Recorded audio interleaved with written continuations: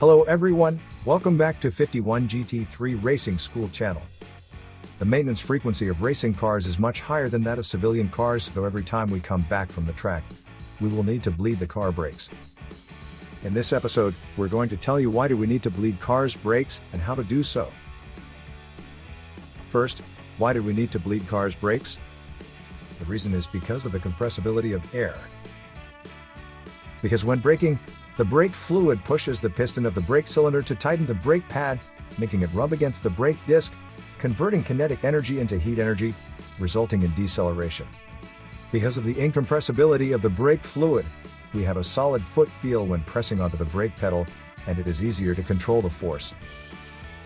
However, if there is air in the brake fluid, the more air there is, the more it affects the brake pressure due to the compressibility of air. Because the brake fluid won't reach the position of the brake cylinder due to the air, and because of the compressibility of the air, the braking force pressure will not be enough, thus the braking force will drop. When there is more and more air in the brake, it can cause serious consequences. Brake failure. So why is air produced? Let's first rule out the result caused by the wrong operation when flushing the brake fluid. First of all, the brake fluid has certain water absorption, and the longer the time, the more water will be in the brake fluid. But the boiling point of water is much lower than that of brake fluid, and racing brakes are usually exposed to high temperatures for a long time, which causes the water in the fluid to boil and create bubbles. Therefore, the brake fluid of the racing car will be bled after each practice to ensure braking efficiency. After all, this is related to safety. So how exactly to do it? First, it takes at least 3 people to do the job, 1 to press the brake pedal in the car, and 2 others to bleed the air. And the 2 technicians need to bleed the air on both sides of the calipers together because the brake pedal on the racing car is connected to the 2 master cylinders that control the front and rear brakes through a crossbar. They have to be bled at the same time to avoid crossbar inclination, which leads to uneven braking. These 2 master cylinders, 1 for the front brake and 1 for the rear brake. First, loosen the filler cap but don't open it in order to avoid the air moisture. Next, 1 person controls the brake pedal in the car while the other 2 bleed the brakes. The bleeder valve is located above the brake caliper.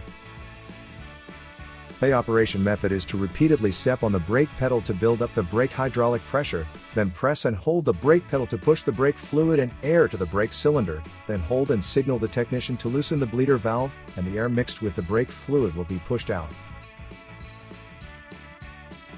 At this time, the brake pedal will sink to the bottom, similar to the principle of a syringe. You can see that the fluid that comes out contains air bubbles. Tighten the bleeder valve. Continue to repeatedly press the brake pedal to build up oil pressure, then hold the brakes. Repeat several times until there are no air bubbles come out. Then one side of the brake bleeding is completed. Since there are pistons on both sides of the caliper, the other side must be bled next. There are 4 calipers in a car, which is 8 times of brake bleeding in total. After you finish bleeding all the brakes, go back to the master cylinder. Fill up the brake fluid to its max limit. Then tighten the cap. Racing is a very detail-oriented sport, so there is a lot to take care of when it comes to maintenance. This is to maintain the best performance of the vehicle, but also to ensure safety. So that's why the car needs to be maintained very carefully by the team. That's all for today's episode. If you want to learn more about the technology of racing cars, let us know in the comments section.